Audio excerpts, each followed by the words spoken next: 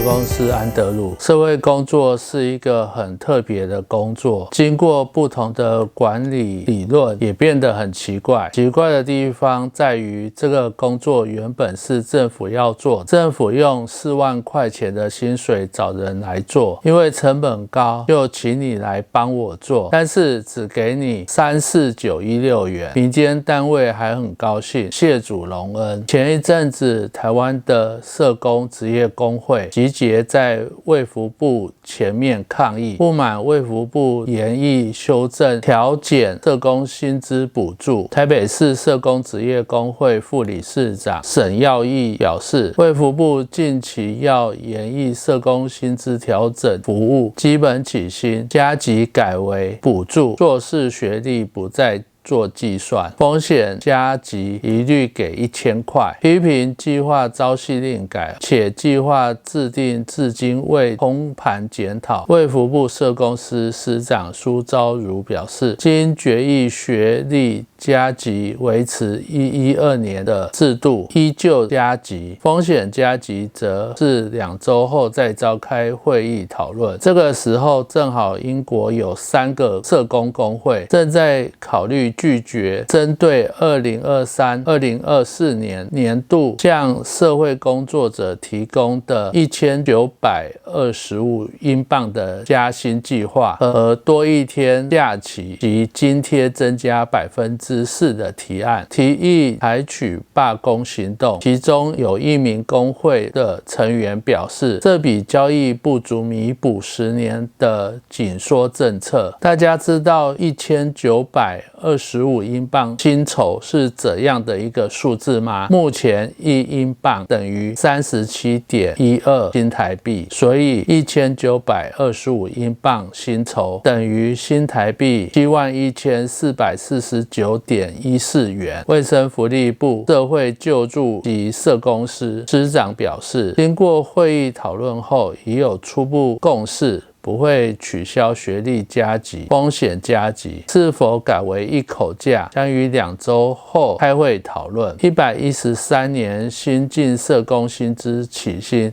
原本规划调升4%到4.56%之间，将从优调升4.56%。大家知道社工的工作是怎样来的吗？我是指你现在做的工作，像是家防中心的成人保护社工，你知道这个职务是怎样来的吗？这个工作是法律规定政府要做的工作，我们称这样的工作叫做法定服务。各式各样的法律内容规定的法定服务也很多，像是身心障碍者权益保障法的法定服务就至少有40种这么多。如果身心障碍者权益保障法第40条第1项第2款生活重建这个项目就是法定服务。当然在不同县市政府会以不同的方式展开服务，有些是利用委托经营的方式，有些利用申请方案的方式进行，有些是政府自办自营。基本上法定服务的项目就是政府自己要做、花钱做的工作，因此有太多的因素后，所以找民间单位帮忙，只有给基本的薪水，其他的要民间自己想办法。这就是政府最大的一个问题，因为政府忘记了一件事，这个工作原本是你的工作，而不是民间的工作。你会觉得政府为什么会这样？因为有一个因素是过去政府的部门人太多，开始精简人力，组织扁平化。10多年前，有些县市政府社会处的公职人员找到一个可怜的地步，